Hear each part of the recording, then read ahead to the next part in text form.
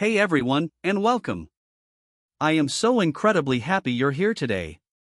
Grab a cup of tea or coffee, get comfortable, because we are about to embark on a journey that has the potential to fundamentally change your life from the inside out. Seriously. Have you ever felt like you're stuck? Like you're pushing a giant boulder uphill every single day? Maybe you want better health, more financial freedom, more loving relationships, or just a deeper sense of peace and purpose. You've tried working harder, you've tried all the conventional advice, but things just don't seem to click. It feels like there's some invisible force holding you back. What if I told you that this force isn't invisible, and it isn't outside of you? What if I told you that you hold, right now, within your own mind, a power so immense, so profound, that it can heal your body, attract incredible abundance, mend broken relationships, and unlock a life of joy and ease you may have only dreamed of? That is the revolutionary promise of one of the most powerful books ever written on the subject of the mind, The Power of Your Subconscious Mind, by Dr. Joseph Murphy. Now, you might have seen summaries of this book before. Little 10-minute videos that give you the highlights. This is not that video. Today, we are going deep.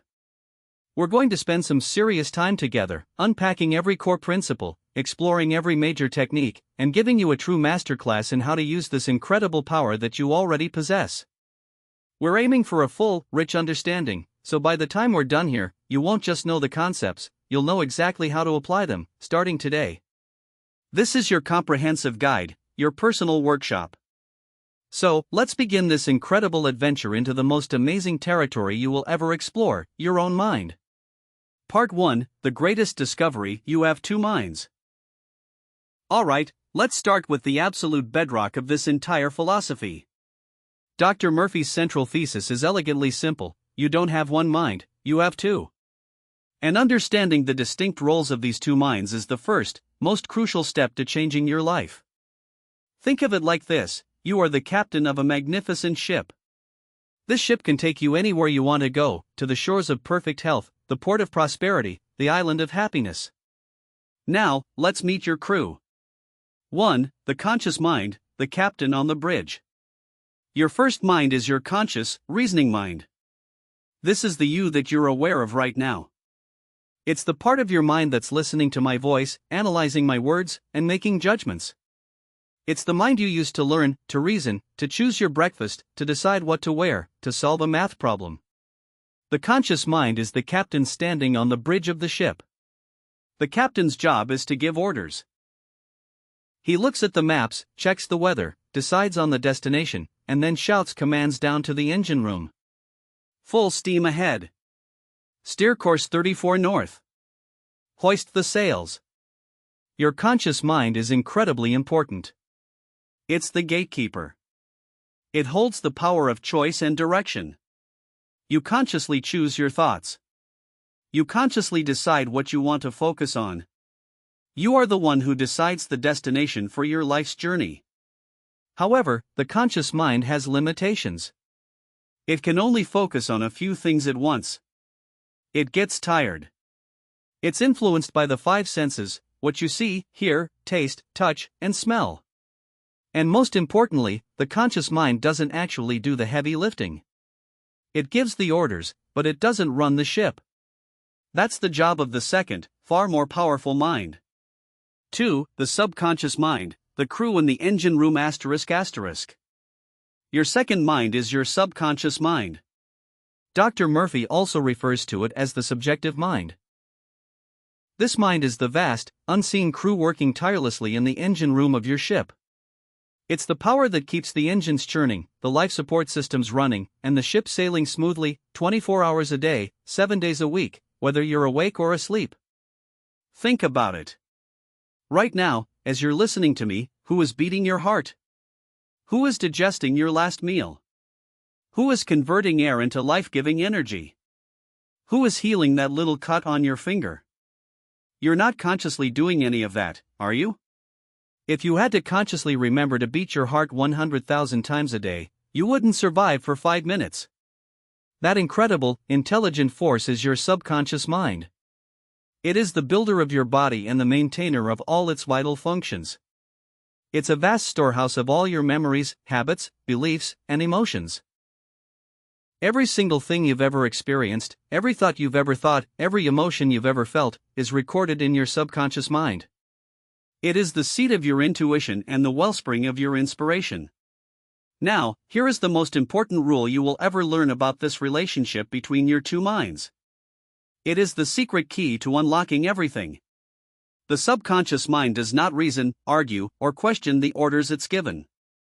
It simply accepts the commands from the conscious mind, the captain, as true and proceeds to carry them out to the letter ****. Let me say that again, because this is everything. Your subconscious mind accepts whatever your conscious mind impresses upon it with belief and feeling. It doesn't have a sense of humor. It doesn't know the difference between a real experience and a vividly imagined one. It takes you at your word. If the captain on the bridge, your conscious mind, constantly says, "We're heading for a storm. We're going to crash on the rocks. We're lost." What do you think the crew in the engine room, your subconscious, is going to do? They're not going to come up on deck and say, "Excuse me, Captain, but are you sure? The charts look fine." No. They will hear the orders and start preparing the ship for a crash. They will steer it towards the very rocks you are afraid of, because that is the command they have been given. They will create the physical reality that matches the captain's orders. Conversely, if the captain, even in the middle of a storm, stands firm and gives the clear, confident command, "We are sailing to a calm, beautiful harbor," the way is clear. All is well. The crew will work diligently and ingeniously to make that happen. They will find the currents, trim the sails, and navigate you safely to that harbor. Your life works exactly the same way. Your conscious thoughts, beliefs, and convictions are the orders you are constantly giving to your immensely powerful subconscious mind. Your subconscious then works relentlessly to bring those orders to life in your physical world, in your body, in your circumstances, and in your relationships. This is why Dr. Murphy says, change your thoughts, and you change your destiny. It's not just a nice, fluffy platitude. It's a description of a precise, powerful psychophysical mechanism. Let's use another one of Dr. Murphy's favorite analogies, the gardener. Your conscious mind is the gardener. Your subconscious mind is the rich, fertile soil of the garden. The thoughts you think are the seeds you plant. You can plant seeds of success, health, and happiness. Or you can plant seeds of failure, sickness, and misery. The soil doesn't care. The soil, your subconscious, will grow whatever seed you plant in it, without judgment. It will grow a beautiful rose or a poisonous nightshade with equal dedication. If you consistently plant thoughts of lack and limitation, "I can never afford that, I'm always getting sick, good things never happen to me," your subconscious mind takes these as your chosen seeds. It nourishes them, waters them, and brings forth a harvest of lack, sickness, and misfortune in your life. It is simply giving you what you planted. But, starting today, you can become a conscious gardener. You can begin to pull out the weeds of fear, doubt, and worry. And you can start deliberately, consciously, planting beautiful seeds. Seeds of abundance, "I am prosperous and all my needs are met." Seeds of health, divine healing energy is flowing through me, making me whole and perfect. Seeds of love, "I am loving, loved, and I radiate goodwill to all." When you consistently plant these new seeds in the garden of your mind, your subconscious will go to work, and your life will begin to produce a magnificent new harvest. It has to. It's the law of your mind. This is the foundational principle. Everything else we discuss today will be a method or a technique for applying this one great truth: you are the captain of your soul, the master of your fate, because you have the ability to choose your thoughts and, by doing so, to command your subconscious mind. Part 2, the law that governs it all, the law of belief.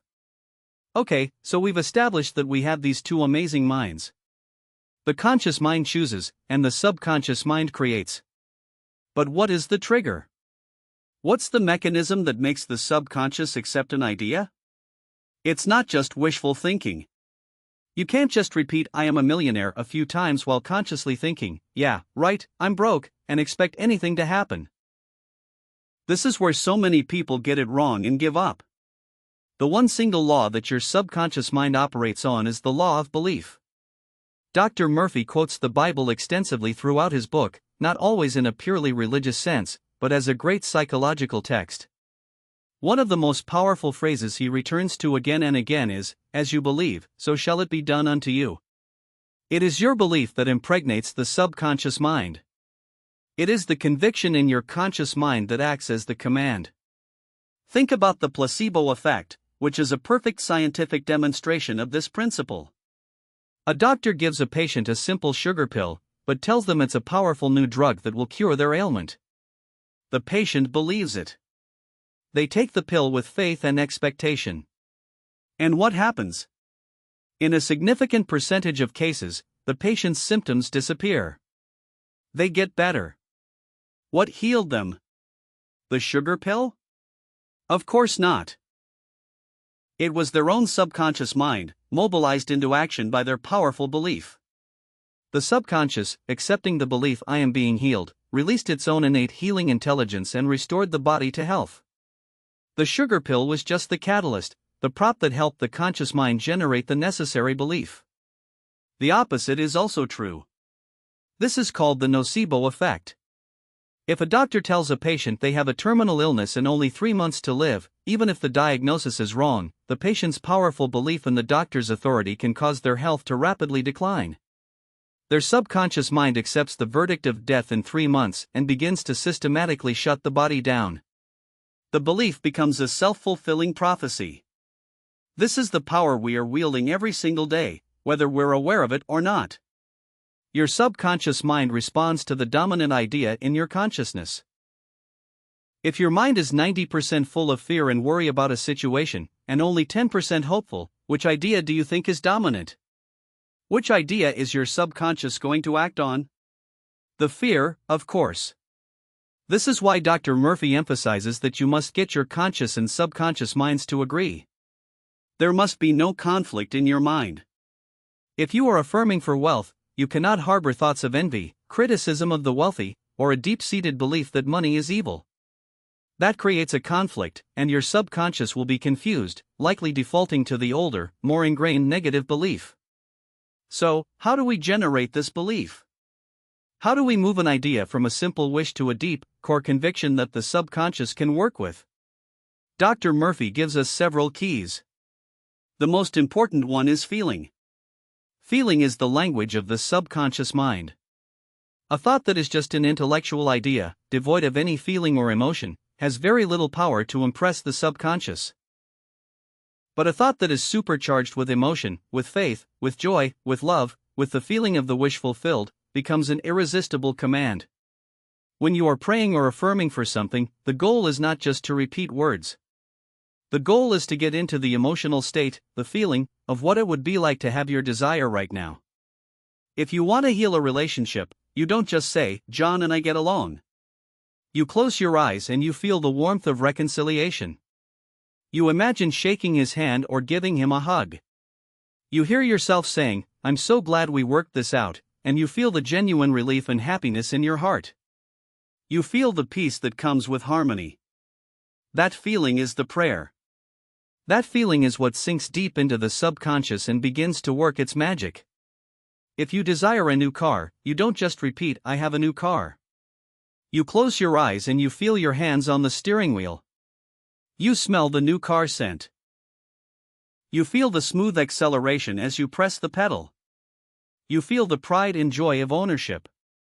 You create a vivid, sensory experience in your mind and you saturate it with the positive emotion of having it now. This is the process.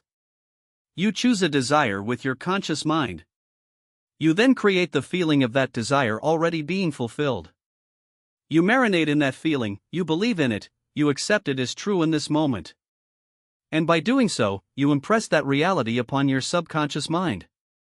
And once the subconscious accepts the idea, it is compelled by its own law to bring it forth into your experience.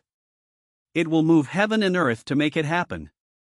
It will open doors you never knew existed, give you creative ideas, arrange coincidences, and guide you on the path to its physical manifestation.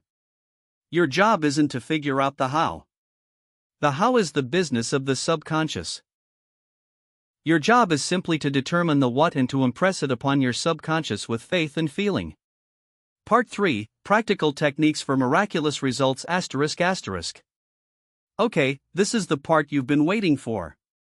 We understand the theory, the captain and the ship, the gardener and the soil, the law of belief. Now, let's get into the nitty-gritty. How do we actually do this? Dr. Murphy outlines dozens of practical, easy-to-use techniques throughout the book. We're going to cover the most powerful and popular ones right now, with detailed, step-by-step instructions. Technique 1, the passing over technique, the lullaby method, ***.